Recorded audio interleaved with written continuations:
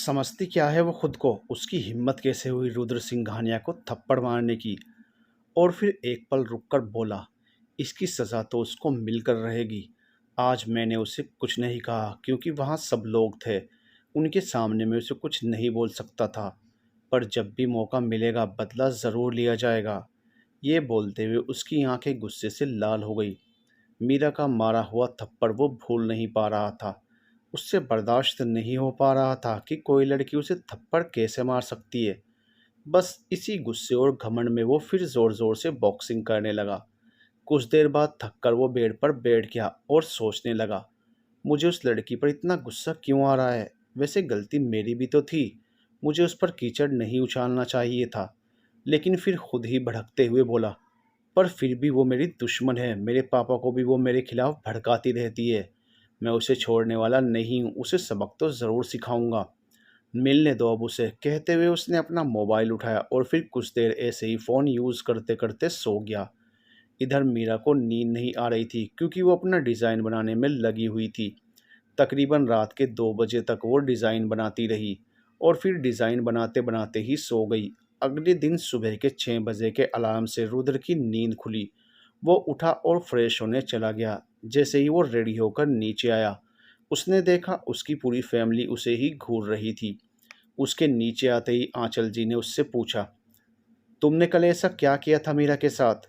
रुद्र ने डरते हुए कहा, कुछ नहीं, मैं उसके साथ क्यों कुछ करूँगा। फिर अधिराज जी ने भी उसे देखते हुए पूछा, झूठ मत बोलो, वो लड़की ऐसे ही किसी को थप्पड़ नहीं मार सकती है। तुमने ज़रूर उसके साथ कुछ न कुछ ऐसा किया होगा जिससे उसे गुस्सा आया और उसने तुम्हें थप्पड़ मारा। रुद्र को पहले से ही मीरा पर बहुत गुस्सा आ रहा था। अब बार बार थप्पड़ की बात सुनकर उसे और गुस्सा आ गया। उसने अपने पापा मम्मी से कहा, पागल हो गए हो क्या आप लोग। उस कल की आई लड़की के पीछे अपने बेटे पर शक कर रहे हो। ऐसा क्या जादू कर दिया उसने आप लोगों पर कि आप बस उसी का गुणगान किए जा रहे हैं। ये हवेली पहले उसकी थी, अब नहीं है। जो वो जब चाहे तब मुंह उठाकर यहाँ चली आती है। मुझे इस जैसी लड़कियों की फितरत अच्छे से पता है। वो पहले आप लोगों को बहलाएगी, फुसलाएगी, फिर अपना काम निकलवाएगी। उनका काम ही होता है हम जैसे अमीर लोगों पर नज़र डालना। रुद्र लगभग गुस्से में चीख रहा था। फिर उसने अधिराज जी की तरफ देखते हुए कहा, पापा मुझे पता है वो आपकी और मम्मी की लाडली बन गई है, तो आप लोग उसे लाडली बनाइए, मुझे कोई दिक्कत नहीं है। पर हाँ, अगर उसने मेरे कामों में दखल अंदाजी की तो मैं उसे ऐसे ही सज़ा देते रहूँगा। इस हवेली को मैं अपने तरीके से रिनोवेट करवाना चाहता था, पर नहीं। आप लोगों को तो बस खुद के बेटे से ज़्यादा उस लड़की पर विश्वास है। उस लड़की को काम देना है। मैं तो निकम्मा हूँ ना, काम तो बस वही लड़की करती है ना। उसका गुस्सा और बदतमीजी देखकर अधिराज जी और आंचल जी दोनों ने ही कुछ नहीं कहा। बस उसे हैरानी से देखते रहे। तभी रुद्र और भड़कते हुए बोला, कल मैंने उसके साथ जो भी किया उसका मुझे कोई गिल्ट नहीं है, क्योंकि मैंने जो भी किया सब सही किया। रुद्र अब भी गुस्से में ही बोल रहा था। उसका गुस्सा देखकर अधिराज जी और आंचल जी अब हैरानी के साथ डर गए थे। उन्हें डरा हुआ देखकर रुद्र का बड़ा भाई नमन आगे आया और उसने रुद्र के कंधों पर हाथ रखते हुए कहा, शांत मेरे भाई शांत। रुद्र ने आराम से उसका हाथ अपने कंधे से हटाते हुए कहा, नहीं भाई, इन लोगों के लिए सिर्फ वो मीरा इम्पोर्टेंट है बस। वैसे भी मुझे क्या करना है। इन लोगों को जो करना है वो करें। मुझे तो अगले साल तक वैसे भी बाहर ही जाना है ना, इसलिए ये लोग मुझे तो पराया ही समझेंगे। रुद्र का इतना बोलना था कि उसके गालों पर फिर से एक थप्पड़ पड़ा। रुद्र ने जब सामने देखा तो देखा ये थप्पड़ आंचल जी ने उसे मारा था। उसने अब चिढ़ते हुए कहा, अब आपने क्यों मारा माँ। तो इस बात पर आंचल जी ने उसे डांटते हुए कहा, बेटा है तू मेरा, पराया कैसे हो सकता है। और यही संस्कार दिए हैं मैंने तुझे कि तू किसी भी लड़की की इज्जत नहीं कर सकता।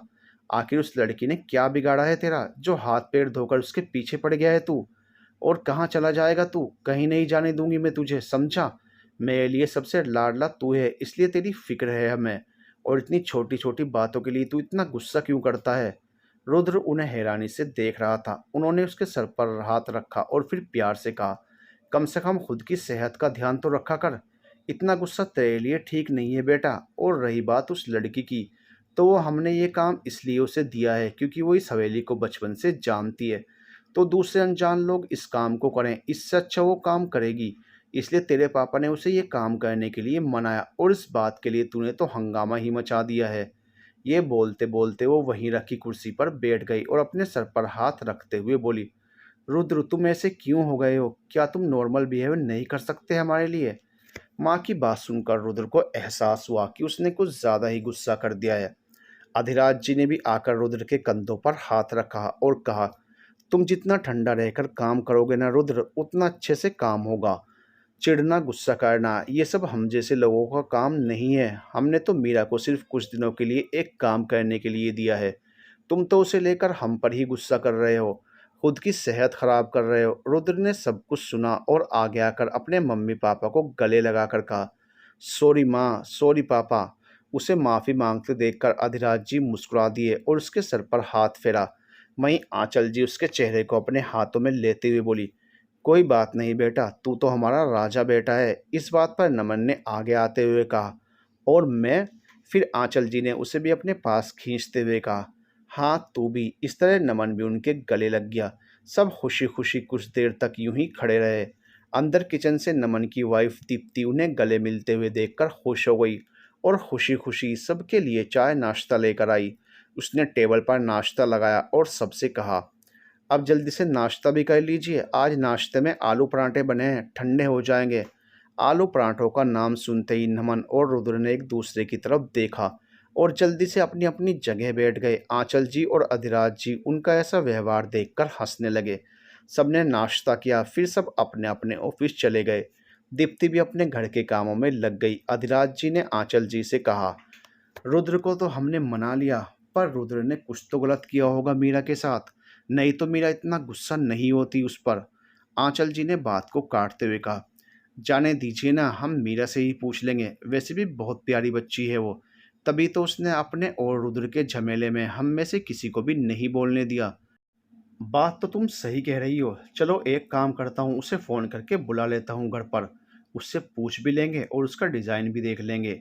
ये बोलते हुए अधिराज जी ने अपना फ़ोन उठाया। आंचल जी ने कहा, जैसी आपकी मर्ज़ी। और अधिराज जी ने तुरंत मीरा को कॉल लगा दिया, पर उसने फ़ोन नहीं उठाया। अधिराज जी ने 2-3 बार और ट्राई किया, पर मीरा ने फ़ोन नहीं उठाया। उसके फ़ोन न उठाने से अधिराज जी को चिंता होने लगी।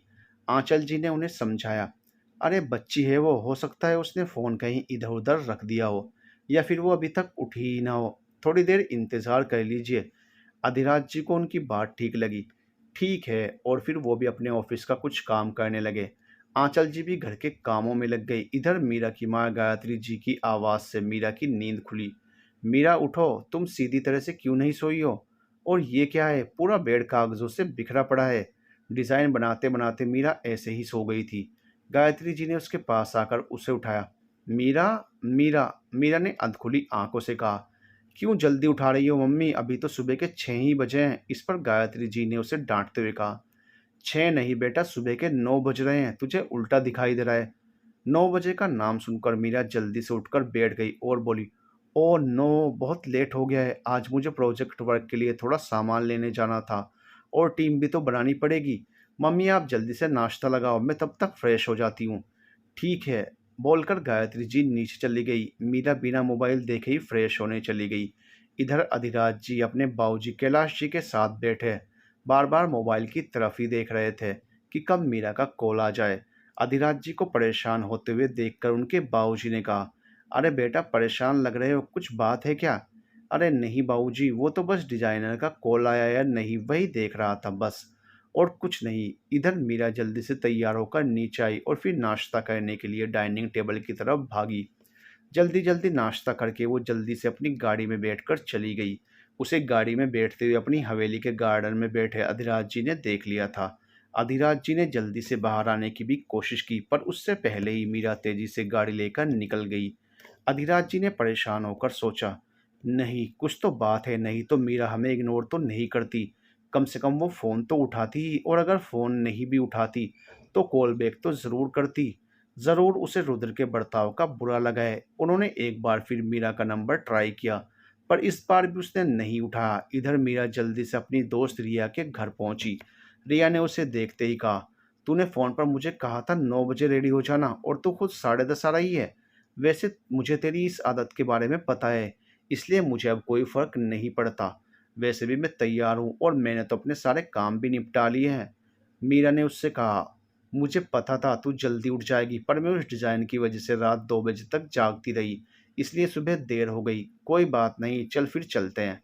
हाँ चल, ये बोलकर मीरा उसके साथ बाहर आने लगी, लेकिन तभी उसे कुछ याद आया और उसने रिया से कहा, रुक, मैं कॉल करके पूछ लेती हूँ कि उनका ऑफिस खुला भी है या नहीं। ठीक है। रिया के ये कहते ही मीरा ने अपनी जेब चेक की, पर उसमें फ़ोन ही नहीं था। वो परेशान हो गई। उसने जाकर गाड़ी में भी देखा, पर फ़ोन वहाँ भी नहीं था। फिर उसे याद आया कि वो फ़ोन तो घर पर ही भूल गई है। उसने रिया से कहा, यार मैं जल्दी में फ़ोन लाना तो भूल ही गई। रिया ने उसे अपना फ़ोन देते हुए कहा, कोई बात नहीं, तू मेरा फ़ोन यूज़ कर ले। हाँ, ये ठीक रहेगा। सबसे पहले तो मैं मम्मी को कॉल कर देती हूँ, नहीं तो वो परेशान हो जाएंगी। मीरा ने उससे फ़ोन लिया। रिया ने मुस्कुराते हुए कहा, अरे जिसे कॉल लगाना हो बिंदास लगा यार, इसमें पूछना क्या है। उसकी इस बात पर मीरा हंस दी और जल्दी से अपनी मम्मी को कॉल लगा दी। गायत्री जी ने फ़ोन उठाया और कहा, हेलो मम्मी, मैं बोल रही हूँ मीरा। वो क्या है ना, मैं अपना फ़ोन घर पर ही भूल गई। तो आपको मुझसे बात करनी हो तो इसी नंबर पर कॉल करिएगा, ये रिया का नंबर है। ठीक है बेटा, ठीक है मम्मी, चलो बाय। मम्मी कहते हुए उसने फ़ोन रख दिया और रिया से बोली, उस कॉन्ट्रैक्टर को कॉल करने की ज़रूरत नहीं है, हम डायरेक्ट उसके ऑफिस चलते हैं, उसका नंबर मेरे फ़ोन में है। और वो दोनों अपने काम के लिए निकल गई। इधर अरिराज जी मीरा के फ़ोन न उठाने पर और उसके उन्हें से अनदेखा कर चले जाने पर परेशान हो गए थे। वो तुरंत अंदर आंचल जी के पास गए और परेशान होते हुए उनसे बोले, हमें लगता है मीरा हमसे नाराज़ है, तभी तो उसने फ़ोन भी नहीं उठाया और हमारे सामने ही वो गाड़ी लेकर निकल गई। ना वो हमारा फ़ोन उठा रही है और ना ही कॉल बैक कर रही है। अब आंचल जी भी ये बात सुनकर परेशान हो गई। उन्होंने अधिराज जी से कहा, क्यों ना हम उसके घर चलें, शायद कुछ बात बन जाए। हाँ ज़रूर, मैं भी तैयार होकर आता हूँ। कहते हुए अधिराज जी तैयार होने चले गए। आंचल जी ने भी मीरा के लिए कुछ चॉकलेट्स के पैकेट और कुछ फल ले लिए। वो पहली बार उसके घर जा रहे थे। कुछ ही देर में अधिराज जी तैयार होकर आए। इधर मीरा कॉन्ट्रैक्टर के ऑफिस पहुंची तो उसने देखा वहां पहले से ही कोई मौजूद था, जिसे देखकर वो हैरान रह गई। मीरा जिसे देखकर हैरान हुई थी वो और कोई नहीं बल्कि रुद्र सिंघानिया था। उसे वहां देखकर वो चौंक गई। रुद्र ने भी जब सामने मीरा को देखा तो उसे देखते ही उसे ना जाने क्या हुआ और वो वहां से गुस्से में निकल गया। मीरा ने भी उसकी तरफ दोबारा नहीं देखा और सीधे डिजाइनर कॉन्ट्रैक्टर के पास आ गई। उसके आते ही कॉन्ट्रैक्टर ने कहा, देखिए मैडम, आपका और हमारा बहुत ही अच्छा रिलेशन रहा है, आपने हमें बहुत सारे काम भी दिलवाए हैं, उसके लिए बहुत बहुत शुक्रिया, पर सॉरी, इस बार हम आपका ये काम नहीं कर सकते। वो तो मुझे पता चल ही गया था कि आप ज़रूर ऐसा ही कुछ कहेंगे। कोई बात नहीं, हम दूसरा जुगाड़ कर लेंगे। मीरा ने उस कॉन्ट्रैक्टर के ऐसे व्यवहार पर कुछ नहीं कहा और चुपचाप वहाँ से चली गई। मीरा के जाने के बाद उस कॉन्ट्रैक्टर के पास बैठे एक शख्स ने उससे कहा, अरे इस लड़की ने तो कुछ भी नहीं कहा, जबकि रुद्र सर तो इनके बारे में इतना भला बुरा बोल कर गए थे, पर इन्होंने तो। उसकी बात बीच में ही काटते हुए उस कॉन्ट्रैक्टर ने कहा, हाँ यार, मुझे पता है मैडम बहुत अच्छी हैं, पर मैं रुद्र सर के अंडर में काम करता हूँ, वो जो भी बोले मुझे तो करना पड़ेगा ना। इस पर उस शख्स ने कहा, सही बात है। ऑफिस से बाहर आते ही रिया ने मीरा से कहा, तूने उससे कुछ कहा क्यों नहीं मीरा? और ऐसे कैसे वो हमें ना कह सकता है? कल ही तूने फ़ोन पर बताया था कि ये तेरा भरोसेमंद कॉन्ट्रैक्टर है, डायरेक्ट उससे मिलने ही चलना है, ये तो तेरा काम कर ही देगा। तो अभी इसने कुछ पूछने से पहले ही ना कैसे कह दिया? उसकी बात सुनकर पहले से भड़की हुई मीरा ने चिल्लाते हुए कहा, क्योंकि रुद्र वहां पहले से मौजूद था। देखा नहीं तुमने? रिया ने हैरानी से पूछा। रुद्र? तो क्या ये वही रुद्र है जिसके बारे में तूने मुझे बताया था? मीरा लगभग चीखते हुए बोली, हाँ ये वही रुद्र है। उसे देखते ही मैं समझ गई थी कि यह मेरा काम खराब करने ही आया होगा। और वही हुआ। रिया ने उससे पूछा, तूने अंकल से इस बारे में बात की? मीरा परेशान होकर बोली, क्या बात करूं यार, कल तो इस लड़के ने पहले मेरा डिज़ाइन फाड़ कर फेंक दिया और अभी कॉन्ट्रैक्टर से बात करने आई तो इसने यहाँ भी रायता फैला दिया। वैसे मैंने सोचा था डिज़ाइन के साथ साथ आज कास्टिंग कैलकुलेशन भी अंकल को दे दूं तो वो खुश हो जाएंगे, इससे उन्हें एक्चुअल काम करवाने में भी आसानी रहेगी। खैर अब तो कुछ नहीं हो सकता। कहते हुए मीरा कार के बोनट पर ही उदास सी बैठ गई। इधर अधिराज जी और आंचल जी दोनों मीरा के घर पहुंचे।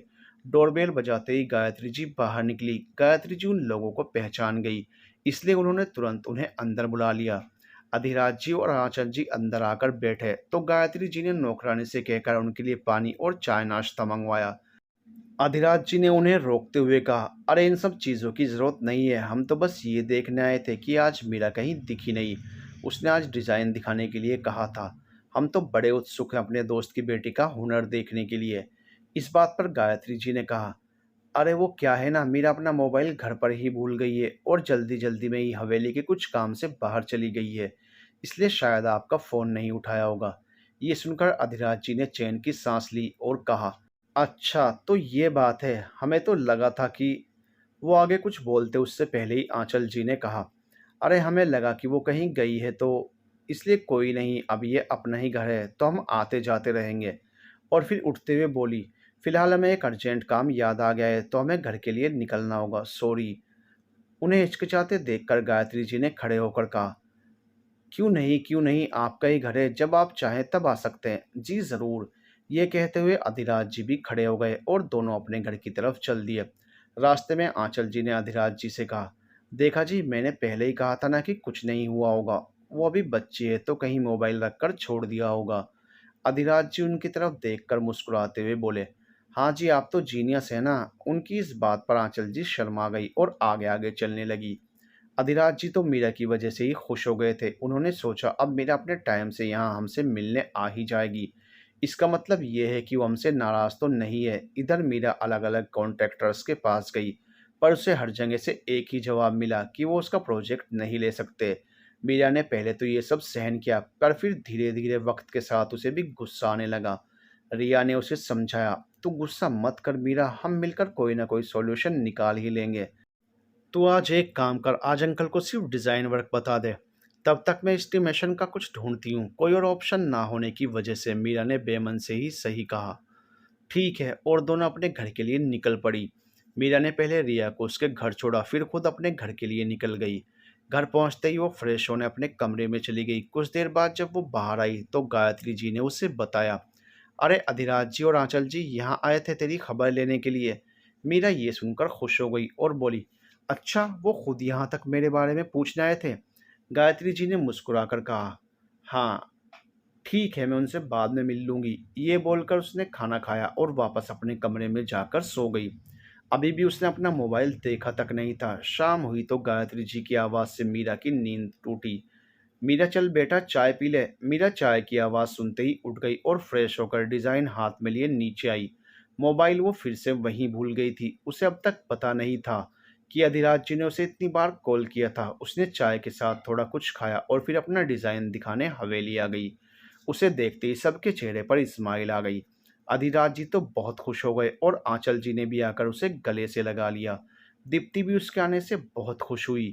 मीरा ने अधिराज जी की तरफ देखकर कहा, अरे अंकल, मैंने सुना आप मुझे ढूंढते हुए मेरे घर पर आए थे। मैं कोई छोटी बच्ची नहीं हूँ कि कहीं खो जाऊंगी। उसकी इस बात पर अधिराज जी ने कहा, अरे नहीं, वो मैंने काफ़ी बार फ़ोन किया तुम्हें और तुमने फ़ोन नहीं उठाया तो मुझे डर तो लगेगा ही ना। और फिर तुम सुबह मेरे सामने से ही कार लेकर चली गई थी। मुझे लगा परसों के रुद्र के बर्ताव से तुम हमसे भी नाराज़ हो गई हो। उनकी उदासी देखकर मीरा ने उनके पास आकर कहा, कैसी बातें कर रहे हैं अंकल, गलती उसने की थी, आप क्यों सॉरी बोलेंगे। मीरा के ये कहने पर अधिराज जी ने भी मुस्कुराते हुए कहा, अच्छा अच्छा ठीक है, अब से नहीं बोलूँगा सॉरी। ये हुई ना बात, तो चलिए अब हम डिज़ाइन देख लेते हैं। चलो फिर। और सब लिविंग एरिया में रखे सोफे पर आकर बैठ गए। डिज़ाइन दिखाने से पहले मीरा ने हाथ जोड़कर एक बार अपने कान्हा जी को याद किया और फिर डिज़ाइन दिखाना शुरू किया। अधिराज जी, आंचल जी और दीप्ति ने बहुत ही अच्छे से डिज़ाइन को देखा। उन्हें डिज़ाइन बहुत ही पसंद आया। अधिराज जी ने उसकी तारीफ में कहा, जितना मैंने सोचा था तुम तो उससे भी ज़्यादा होशियार निकली। इस पर मीरा भी मजाक में इतराते हुए बोली, मैं तो बचपन से ही इंटेलिजेंट हूँ अंकल। और फिर ज़ोर ज़ोर से हंसने लगी।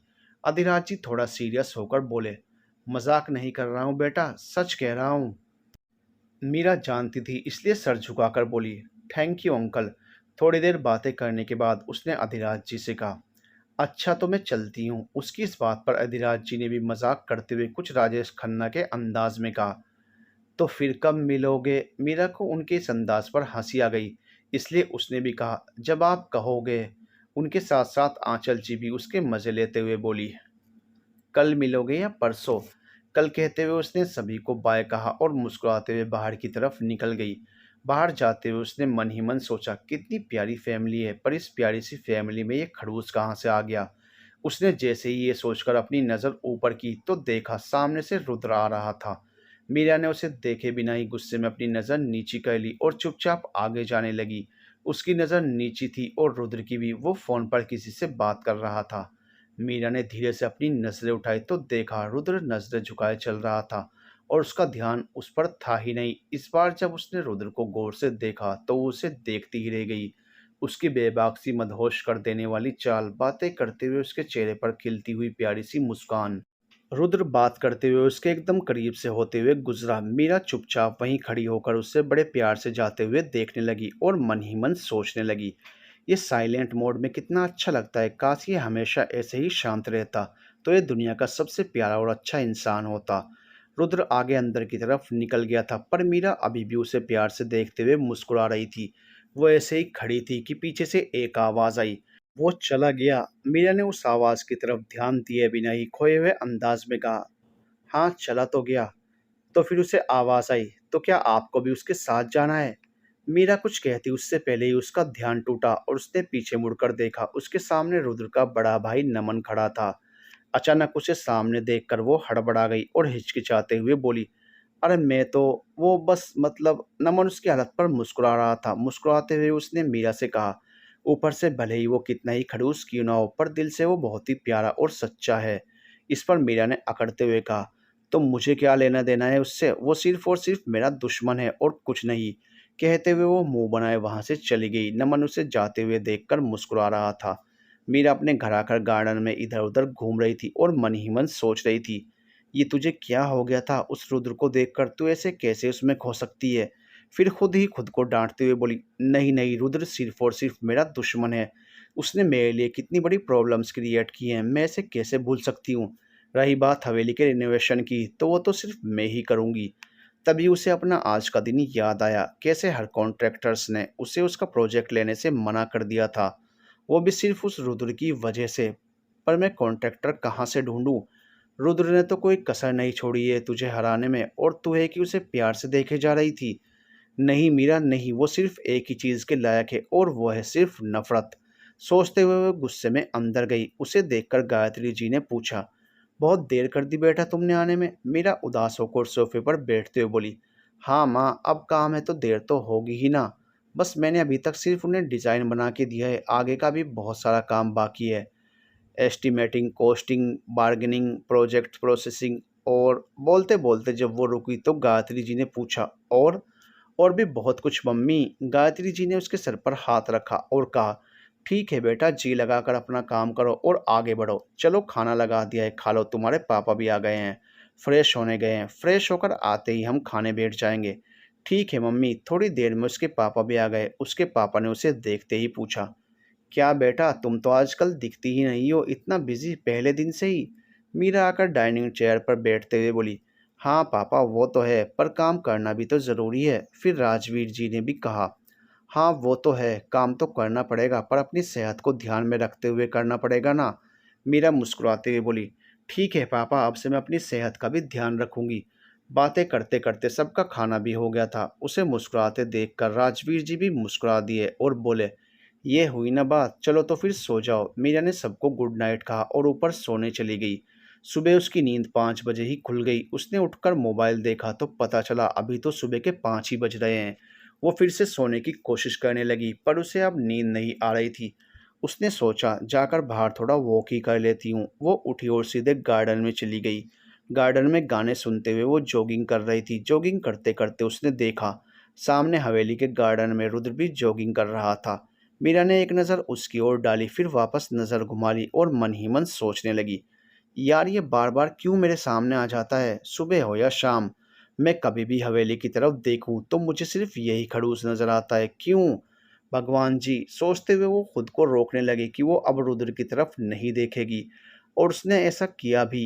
वो उस तरफ बिना देखे ही जॉगिंग कर रही थी। पर तभी उसके कानों में गाना बजने लगा, दिल कहता है चल उनसे मिल, उठते हैं कदम रुक जाते हैं, दिल हमको कभी समझाता है, हम दिल को कभी समझाते हैं। गाने के ये बोल सुनकर वो रुक गई। ये मीरा के फेवरेट गानों में से एक था, इसलिए ना चाहते हुए भी वो अब रुद्र को देखने लगी। रुद्र अब जॉगिंग छोड़कर वहीं पर एक्सरसाइज करने लगा था। इधर मीरा के कानों में गाना बज रहा था और वो मदहोश सी एकटक बस रुद्र को देखे जा रही थी। वो इस तरह से खड़ी थी कि रुद्र उसे ना देख सके। रुद्र अपनी एक्सरसाइज करने में बिजी था, पर थोड़ी देर होने के बाद उसे लगा जैसे कोई उसे घूर रहा है। उसने उस तरफ देखा जहाँ मीरा खड़ी थी, पर इससे पहले वो मीरा को देखता, मीरा जल्दी से वहाँ से हटकर पेड़ के पीछे छुप गई। रुद्र ने जब देखा वहाँ कोई नहीं है, तो वो वापस अपनी जगह जाकर एक्सरसाइज करने लगा। रुद्र के अचानक आ जाने से मीरा घबरा गई थी। उसने जल्दी से सबसे पहले मोबाइल का गाना बंद किया, ताकि वो अपनी ख्याली दुनिया से बाहर निकल सके। लेकिन उसने मोबाइल बंद करके जब फिर से रुद्र की तरफ देखा, तो वो वहाँ नहीं था। मीरा घबरा गई, उसे यहाँ वहाँ ढूंढते हुए मन ही मन सोचने लगी, अभी एक सेकंड पहले तो यहीं था, एक सेकंड में कहाँ चला गया। मीरा ने वहीं खड़े होकर चारों तरफ नज़र घुमा ली, पर रुद्र उसे नहीं दिखा। अफसोस करते हुए वो वापस पीछे मुड़ी, तो उसने देखा सामने रुद्र खड़ा था। रुद्र को देखकर मीरा जोर से चीखी, जैसे उसने किसी भूत को देख लिया हो। मीरा एकदम घबरा गई। वो दूसरी बार चीखती उससे पहले ही रुद्र ने आकर मीरा का मुंह दबा दिया और जल्दी से उसे लेकर पेड़ के पीछे छुप गया, क्योंकि उसने मीरा की आवाज़ सुनकर उसके पापा को बाहर आते देख लिया था। राजवीर जी और गायत्री जी दोनों बाहर आए और एक दूसरे से बात करने लगे। क्या हमने मीरा की चीखने की आवाज़ सुनी? गायत्री जी ने उबासी लेते हुए कहा। जिस लड़की ने आज तक सूरज का मुंह नहीं देखा वो 5 बजे गार्डन में चीखेगी, ऐसा हो ही नहीं सकता। राजवीर जी ने कहा। हाँ ये बात तो है, चलो हम भी सो जाते हैं, अभी तो 9 बजे उठना है। कहते हुए वो दोनों अंदर चले गए, पर उनकी बात सुनकर रुद्र को हंसी आ गई थी और वो हंसते हुए मीरा को देखने लगा और कहने लगा, कैसे कैसे लोग हैं, इतना लेट उठते हैं कि पेरेंट्स भी बुराई करते नहीं थक रहे हैं। मीरा ने जब उसे हंसते हुए देखा तो वो गुस्से में अपने हाथ से रुद्र का हाथ अपने मुंह से हटाने लगी। रुद्र ने उसके मुंह पर से अपना हाथ झटके से हटा लिया और कहा, मुझे कोई शौक नहीं है समझी तुम्हारे मुंह पर हाथ रखने का। इस बात पर मीरा कुछ जवाब दे पाती, उससे पहले ही रुद्र ने झट से उसका मुंह वापस बंद करके उसे अपनी तरफ खींच लिया। मीरा इस समय रुद्र के एकदम करीब खड़ी थी, पर रुद्र का ध्यान सामने था, जहां चीख सुनकर उसकी पूरी फैमिली बाहर आ चुकी थी। वो लोग इधर उधर कुछ न कुछ ढूंढने लगे, पर रुद्र को उनकी आवाज़ सुनाई नहीं दे रही थी कि वो लोग बात क्या कर रहे हैं। रुद्र मजबूरन मीरा को पकड़े हुए खड़ा था और इन सब से बेखबर मीरा के मन में तो कुछ और ही चल रहा था। वो रुद्र में कहीं खो सी गई थी। वो रुद्र के एकदम करीब खड़ी थी, जहां से रुद्र की धड़कनों की आवाज़ उसे साफ साफ सुनाई दे रही थी। और अनजाने में ही सही पर रुद्र के हाथों का स्पर्श उसके चेहरे पर था। मीरा रुद्र की धड़कनों को सुनते सुनते ही चुपके से एक झलक रुद्र को भी देख लेती। रुद्र को देखते ही उसके दिल की धड़कनें सामान्य से भी ज्यादा तेज चलने लगी। वो कुछ देर और अपने एहसासों को महसूस कर पाती कि उससे पहले ही रुद्र ने उसे जल्दी से अपने से दूर किया और कहा, पुअर गर्ल, तुम्हारी वजह से मुझे ऐसी घिनौनी सी हरकत करनी पड़ी। मीरा ने पूछा, मेरी वजह से? रुद्र ने कहा, हाँ तुम्हारी वजह से। मैं जब एक्सरसाइज कर रहा था तो मैंने तुम्हें छुपकर हवेली की तरफ देखते हुए देख लिया था, इसलिए मैं गुस्से में तुम्हारे पास आया। पर तुम तो मुझे देखते ही चीख पड़ी और तुम्हारी चीख की वजह से तुम्हारे मम्मी पापा तो बाहर आ ही गए, पर साथ साथ में मेरी फैमिली भी बाहर आ गई थी, इसलिए मैंने मजबूरन तुम्हारा मुंह बंद कर दिया। ऐसे तो कोई किसी की जान ही ले ले, और मैं हवेली की तरफ देखकर सूर्य नमस्कार कर रही थी, तुम्हारी तरफ नहीं देख रही थी। मैं यहाँ 5 बजे से उठकर जॉगिंग कर रही हूँ। रुद्र ने कहा, मुझे ना उल्लू तो बनाओ ही मत मीरा। अब जब तुम मिली ही हो तो मैं तुमसे आज फेस टू फेस बात करूँगा। देखो मेरे पापा ने यह हवेली दादाजी को गिफ्ट की है। भले ये तुम लोगों का घर होगा, पर अब हमारा है, इसलिए तुम अपनी बुरी नज़र इस हवेली से हटा ही लो तो अच्छा रहेगा।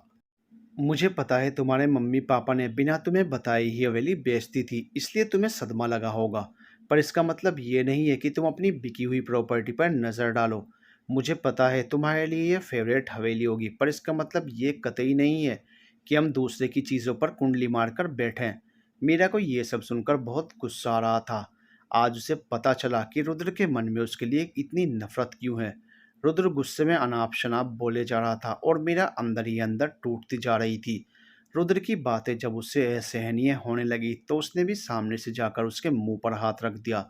तो रुद्र ने उसका हाथ झटकते हुए कहा, ये क्या है? मीरा ने कहा, अब बस भी करो रुद्र, तुम्हें आइडिया भी है तुम मेरे बारे में कितना बुरा सोच रहे हो? तुमने अभी-अभी मुझे कितना कुछ बेमतलब का सुना दिया और रही बात हवेली की, तो वो मेरे पापा ने आप लोगों को दे दी है, वो बिक चुकी है। तो मैं क्यों उस हवेली के पीछे पड़ूँगी और तुमने क्या समझ रखा है मुझे? क्या मैं चौकीदार हूँ जो पूरे दिन तुम्हारी हवेली पर नज़रें गड़ाए बैठूँगी? और हाँ, इस हवेली को रिनोवेट करने का काम तुम्हारे पापा ने मुझे दिया है, तो उनसे जाकर पूछो कि उन्होंने मुझे ये काम क्यों दिया। मुझे मत बोलो। और तुमने क्या समझा कि कॉन्ट्रैक्टर्स को खुद के काबू में कर लेने से तुम मुझे हरा दोगे? तो तुम गलत हो रुद्र। तुम्हारी तो क्या इस पूरी दुनिया की हिम्मत नहीं है कि कोई मुझे तोड़ सके। अब चाहे तुम कुछ भी कर लो, चाहे इस पूरी दुनिया के कॉन्ट्रैक्टर्स को अपनी मुट्ठी में क्यों ना कर लो, मिस्टर रुद्र सिंघानिया, मैं तब भी पीछे नहीं हटूंगी। इस हवेली का रिनोवेशन तो मैं ही करूंगी, ये मेरा वादा है तुमसे। रुद्र ने कुछ कहना चाहा, उससे पहले ही मीरा गुस्से में रुद्र को धक्का देकर अपने घर की तरफ चली गई। इधर रुद्र मन में बड़बड़ाने लगा, मैं भी देखता हूँ तुम कैसे करती हो ये सब। बड़बड़ाते हुए वो भी गुस्से में हवेली की तरफ चल दिया। इधर मीरा अपने रूम में पहुंची और जोर जोर से गुस्से में अपने पीलों पर घूंसे मारने लगी और मन से खुद से कहने लगी, क्यों क्यों क्यों मेरी नज़र उस लड़के पर चली गई जो लड़का मुझसे इतनी नफरत करता है? क्यों मीरा क्यों? नहीं, रुद्र तो दोस्ती के काबिल भी नहीं है। मैं सुबह से उसे देखने में लगी हुई थी और उसने सोच लिया कि मैं हवेली के पीछे पड़ी हूँ। नहीं नहीं, आज के बाद से अगर मुझे अपना काम करना है तो मुझे रुद्र से दूर रहना पड़ेगा। जितना हो सके उतना दूर। वो सिर्फ मेरा दुश्मन है, बस मेरा दुश्मन। कितना बुरा सोचता है वो मेरे लिए। उसके मन में कितनी नफरत है मेरे लिए, कितना गुस्सा है, कितने खराब ख्यालात हैं उसके। नहीं नहीं, सोचते हुए इरिटेट होकर मीरा वापस लेट गई और कुछ देर बाद सोचते हुए वो वापस सो गई। इधर रुद्र अपने रूम में जाकर सोचने लगा कि कैसे भी करके इस लड़की को रोकना ही होगा। उसकी हिम्मत कैसे हुई कि उसने मुझे चैलेंज किया, मुझे। उसे पता नहीं है मैं चीज़ क्या हूँ। कैसे भी करके आज तो उसका पत्ता काटना ही होगा। सोचते हुए वो फ्रेश होने चला गया। इधर 11 बजे गायत्री जी की आवाज़ से मीरा की नींद खुली। मीरा उठ तो गई थी पर उठते ही उसके सिर में दर्द होने लगा। पर उसने गायत्री जी से कुछ नहीं कहा। पर गायत्री जी ने उससे खुद पूछ लिया, बेटा कोई बात है क्या जिससे तुम परेशान हो? मीरा ने कहा, नहीं वो तो बस ज़्यादा सोने की वजह से सिर थोड़ा भारी हो गया है। अभी थोड़ा फ्रेश हो जाऊंगी तो ठीक लगेगा। ठीक है, तुम जाकर जल्दी से फ्रेश हो जाओ, मैं तब तक तुम्हारे लिए नाश्ता लगाती हूँ। Okay mummy. गायत्री जी मुस्कुराते हुए नीचे चली गई पर मीरा अभी भी परेशान थी। उसे समझ नहीं आ रहा था कि वो करे क्या, इसलिए उसने रिया को कॉल लगाया। दूसरी तरफ से रिया ने फ़ोन उठाया और कहा, हेलो मीरा, गुड मॉर्निंग। क्या गुड मॉर्निंग यार, यहाँ वाट लगी पड़ी है। रिया ने पूछा, क्या हुआ? मीरा ने सुबह की सारी बातें उसे बता दी। तू टेंशन क्यों लेती है, मैं हूं ना। वैसे तेरी प्रॉब्लम के सॉल्यूशन का जुगाड़ हो गया है, घर आ जा। मीरा ने खुश होते हुए कहा, क्या सच? हाँ सच, तू आ तो जा। बस मैं आधे घंटे में आई। ठीक है, चल ध्यान से आना, कहते हुए उसने फ़ोन कट किया। मीरा तो ये बात सुनकर बहुत खुश हो गई, इसलिए वो जल्दी से तैयार होने चली गई। इधर ऑफिस में रुद्र ने अपने सभी खास दोस्तों की मीटिंग बुलाई और सबको बोल दिया कि ध्यान रहे मीरा को कोई कॉन्ट्रैक्टर ना मिल पाए और वो हवेली के रिनोवेशन के लिए जो भी चीज़ें ढूंढे उनमें से कोई भी चीज़ उसे नहीं मिलनी चाहिए। तरस जाए वो यहाँ काम करने के लिए। इसी तरह कुछ दिन उसे परेशान करेंगे तो वो अपने आप ही हवेली के रिनोवेशन का काम छोड़ देगी। समझे? सबने कहा, ठीक है। रुद्र अपनी हरकतों पर इतरा रहा था पर उसे ये नहीं पता था कि मीरा अब आगे क्या करेगी। मीरा जल्दी से तैयार होकर रिया के घर पहुंची। उसके घर के बाहर ही ऑडी कार खड़ी थी। मीरा को आश्चर्य हुआ कि वाह, रिया के घर ऑडी कार। वो खुश होते हुए अंदर गई। दरवाज़ा खुला हुआ ही था। अंदर जाकर उसने देखा एक उसी की हमउम्र लड़का फॉर्मल सूट में सोफे पर बैठा हुआ था। रिया ने मीरा को देखा तो कहा, अरे मीरा आना, यहाँ इनसे मिल, ये मेरे दूर के रिश्तेदार हैं पर मेरे बहुत ही प्यारे दोस्त हैं बचपन से अब तक। मीरा अंदर गई और उसने लड़के को कहा, हेलो। लड़के ने भी उठकर कहा, हेलो, मेरा नाम सिद्धार्थ ठाकुर है, सिद्धांत कंस्ट्रक्शन कंपनी का मालिक। मीरा ये सुनकर बहुत खुश हो गई और बोली, आप सिद्धार्थ कंस्ट्रक्शन के मालिक हैं? मैंने कल आपके कॉन्ट्रैक्टर से भी बात की थी पर उन्होंने भी ना कह दिया था। सिद्धार्थ ने हंसते हुए कहा, कोई बात नहीं, वो शायद रुद्र ने सभी कॉन्ट्रैक्टर्स को ना कह दिया था, इसलिए आपको सबने ना कह दिया होगा। पर कोई बात नहीं, अगर बात मेरे दोस्त की है तो मैं खुद इस मैटर में इन्वॉल्व होना चाहूँगा। और अब आप टेंशन मत लेना, आपका सब काम हो जाएगा। मीरा सिद्धार्थ की इस बात से बहुत ही खुश हो गई। उसने कहा, आप जानते नहीं है कि आपने ये बात कहकर मेरी कितनी बड़ी हेल्प की है। इसमें हेल्प की क्या बात है, ये तो हमारा फ़र्ज़ है और बात जब दोस्तों के काम की हो तो फ़र्ज़ दुगना हो जाता है। Thank you sir. सर नहीं, सिर्फ़ सिद्धार्थ। अगर रिया के लिए मैं सिर्फ़ सिद्धार्थ हूँ तो आपके लिए भी मैं सिर्फ़ सिद्धार्थ ही हूँ, हम दोस्त ही हैं। Thank you so much Riya and Siddharth. पागल है क्या, दोस्तों को कोई थैंक यू कहता है? मीरा ने कहा। हाँ वो तो है, तो चलिए फिर हम डिज़ाइन और साइट देख लेते हैं। जी, रिया ने कहा। ओए हेलो, कहाँ? पहले सब मिलकर नाश्ता करेंगे और नाश्ता बनाएगी मेरी प्यारी दोस्त। कहते हुए रिया हंसने लगी। मीरा ने कहा, मैं तो बहुत खुश हूँ, अगर लंच बनाने को कहती तो वो भी मैं बना देती। रिया ने कहा, तो बना दे, किसने रोका है? वैसे भी घर में तो कोई नहीं है, लंच मुझे ही बनाना पड़ेगा और सिद्धार्थ की भी कोई जल्दी नहीं है जाने की। क्यों सिद्धार्थ? बिल्कुल, वैसे भी मैंने सुबह से कुछ नहीं खाया है। मीरा ने कहा, ठीक है तो मैं गर्मा-गर्म वेज बिरयानी बना कर लाती हूँ। रिया ने कहा, वाह! सुनकर ही मुँह में पानी आने लगा है, जल्दी बना। जल्दी, सिद्धार्थ ने रिया की तरफ देखते हुए कहा। शर्म कर ले थोड़ी, शर्म कर ले, कामचोर कहीं की। घर आए अपने दोस्त से काम करा रही है, पर ये नहीं कि खुद काम कर ले। अरे वो तो मैं ऐसे ही हूँ, अगर दोस्त काम कर रहे हैं तो मैं तो फ्री ही बैठूंगी ना। कहते हुए रिया आलती पालती मारकर सोफे पर बैठ गई और बोली, हाँ मैं आलसी हूँ तो हूँ, और वैसे भी मुझे अभी सुधरने का कोई शौक नहीं है। सिद्धार्थ ने कहा, तेरा कुछ नहीं हो सकता, आप लोग बातें कीजिए, मैं भी थोड़ी ही देर में आती हूँ। कहते हुए वो किचन में जाने लगी तो रिया ने कहा, अरे नहीं मीरा रुक, मैं तो मजाक कर रही थी, खाना तो मैं 20 मिनट में बना दूँ। पर अभी इसकी कोई ज़रूरत नहीं है, क्योंकि मुझे पता था सिद्धार्थ आ रहा है तो मैंने उसका फेवरेट इडली सांभर पहले से ही बना कर रखा हुआ है। मीरा और सिद्धार्थ दोनों आश्चर्य भरी नज़रों से रिया को देखने लगे। रिया ने कहा, अरे ऐसे मत चौंको यार, मैं तो बस मीरा से छोटा सा मजाक कर रही थी। मीरा हंसने लगी और हंसते हुए बोली, तू कभी नहीं सुधरेगी। नहीं, रिया ने कहा, नहीं कभी नहीं सुधरूंगी। तुम लोग सुधरोगे तो भी नहीं सुधरूंगी, सिद्धार्थ ने कहा। अच्छा चल चल बातें बंद कर, वैसे भी इडली सांभर सुनते ही मुंह में पानी आ गया है, तू जल्दी से लेकर आ।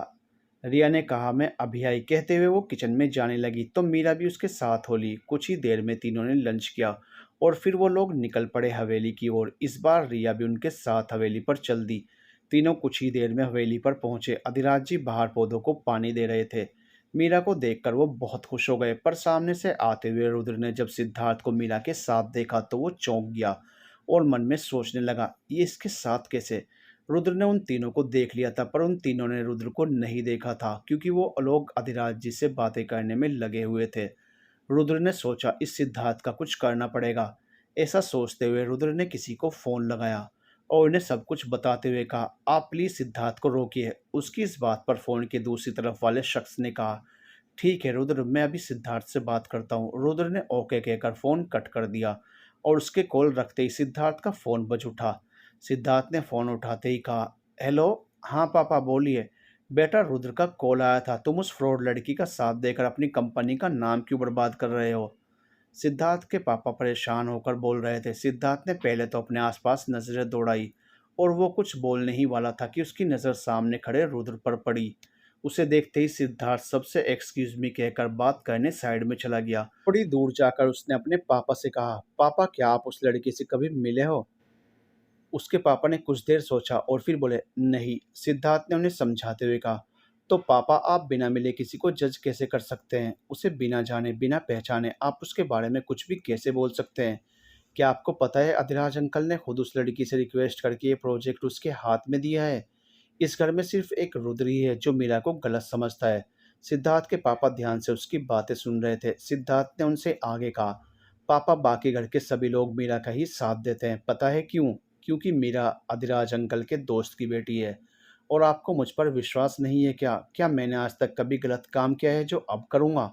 सिद्धार्थ के पापा उसकी इतनी लंबी चौड़ी बातें सुनने के बाद बोले, ठीक है बेटा, तुम्हें जो ठीक लगे तुम वो ही करो, मुझे पूरा विश्वास है तुम पर। सिद्धार्थ ने ठीक है कहते हुए फ़ोन काट दिया और मन ही मन सोचने लगा, आखिर रुद्र इतनी नफरत क्यों करता है मीरा से? मुझे देखते ही सीधे पापा को फ़ोन कर दिया उसने। बचकर रहना पड़ेगा इस लड़के से। धीरे धीरे चलकर यही सब सोचते हुए वो वापस अधिराज जी के पास आया। अधिराज जी ने सबको गार्डन में लगे टेबल चेयर पर बैठाया और सबके लिए नाश्ता मंगवाया। सिद्धार्थ ने रुद्र के मंसूबे पर पानी फेरने के लिए अधिराज जी से कहा, अंकल अगर आप एग्री हैं तो हम आज से इस प्रोजेक्ट पर काम करना चालू कर देंगे। अधिराज जी मीरा की तरफ देखकर मुस्कुराते हुए बोले, मुझे मीरा पर पूरा भरोसा है, उसका डिज़ाइन भी बहुत पसंद आया।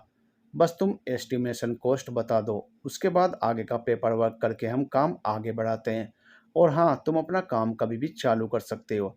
अधिराज जी की बात पर मीरा ने खुश होते हुए कहा, thank you so much uncle ji.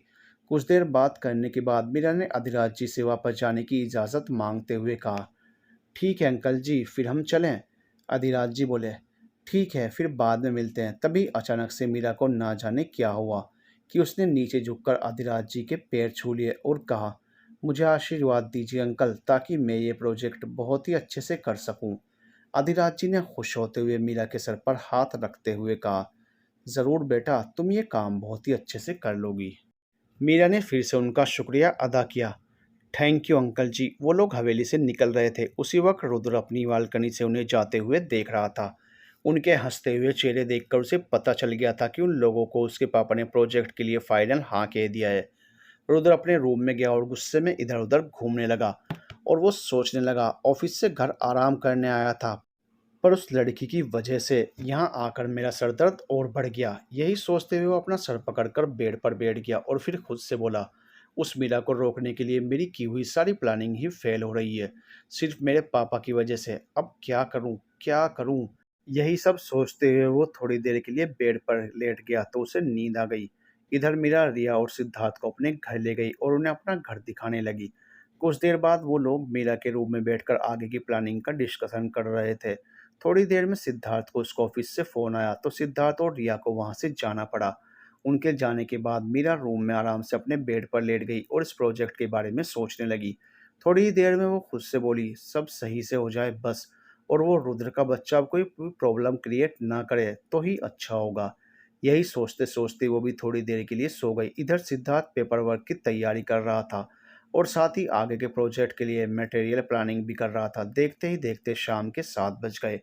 Mobile notification की आवाज़ से मीरा की नींद खुली, पर उसका सर काफ़ी भारी हो रहा था। इसलिए उसने सोचा कि वो थोड़ी देर कहीं बाहर घूम कर आए। वो जल्दी से रेडी हो गई और गायत्री जी से कहकर निकल पड़ी लखनऊ के मरीन ड्राइव की तरफ। लखनऊ का मरीन ड्राइव गोमती नदी के किनारे बना हुआ था, जो यूथ के हैंगआउट के लिए बहुत ही खूबसूरत जगह मानी जाती थी। मीरा थोड़ी ही देर में वहां पहुंच गई और चुपचाप जाकर एक कोने में खड़ी होकर गोमती नदी से बहकर आ रही ठंडी हवाओं के मज़े लेने लगी। वो चुपचाप खड़ी होकर एकटक नदी को देखकर मुस्कुराए जा रही थी। गायत्री जी की कॉल से वो अपने ख्यालों से बाहर निकली और उसने फ़ोन उठाया। फ़ोन उठाते ही दूसरी तरफ से गायत्री जी बोली, घर जल्दी आ जाना बेटा। ओके माँ कहकर उसने फ़ोन कट कर दिया और तुरंत घड़ी में टाइम देखने लगी। इस वक्त 8:15 बज रहे थे। देखते ही देखते 1 घंटा कब बीत गया उसे पता ही नहीं चला और काफ़ी देर भी हो गई थी। वो तुरंत अपनी गाड़ी लेने के लिए पार्किंग की तरफ चली गई। कुछ देर कोशिश करने के बाद भी मीरा की गाड़ी वहां से नहीं निकल पा रही थी और उसकी वजह थी पास वाली गाड़ी का आउट ऑफ लाइन खड़ी होना। उसने सोचा था कि चलो कोई बात नहीं, वो ऐसे ही गाड़ी निकाल लेगी वहां से, पर इतनी कोशिशों के बाद भी बार बार उस गाड़ी से मीरा की गाड़ी की टक्कर हो ही जा रही थी। परेशान होकर वो गाड़ी से उतरी और उस दूसरी गाड़ी के पास गई। उसने ब्लैक मिरर वाली इस गाड़ी में गौर से कार के अंदर देखा तो मीरा को शक हुआ कि ज़रूर उस गाड़ी में कोई है। इसलिए उसने विंडो पर नॉक किया। तुरंत ही विंडो का मिरर डाउन हो गया। मीरा ने थोड़ा सा झुकते हुए अंदर देखकर कहा, देखिए आपकी गाड़ी मेरी गाड़ी के एकदम करीब खड़ी है। तो वो आगे कुछ और बोल पाती, उससे पहले ही सामने का नज़ारा देखकर उसकी बोलती ही बंद हो गई। कार के अंदर रुद्र था और वो भी एक लड़की के साथ। दोनों एक दूसरे की बाहों में थे और एक दूसरे को बेतहाशा किस कर रहे थे। मीरा को सिर्फ रुद्र का चेहरा दिखाई दिया, लेकिन उस लड़की का मुंह दूसरी ओर होने की वजह से मीरा उसे देख नहीं पाई। मीरा ने जब रुद्र को ऐसे देखा तो उसने जी से दूसरी तरफ मुंह कर लिया। रुद्र ने भी मीरा को वहां खड़े देख लिया था। वो अचानक बौखलाकर बाहर निकलने लगा, पर मीरा की वजह से रास्ता ब्लॉक हो गया था, इसलिए वो वहां से निकलकर मीरा तक पहुंच ही नहीं पाया। To be continued. दोस्तों, आखिर गाड़ी में रुद्र के साथ वह लड़की कौन थी और मीरा को अपने सामने देखकर रुद्र इतना क्यों बौखला गया? जानने के लिए देखते रहिए सिर्फ तुम।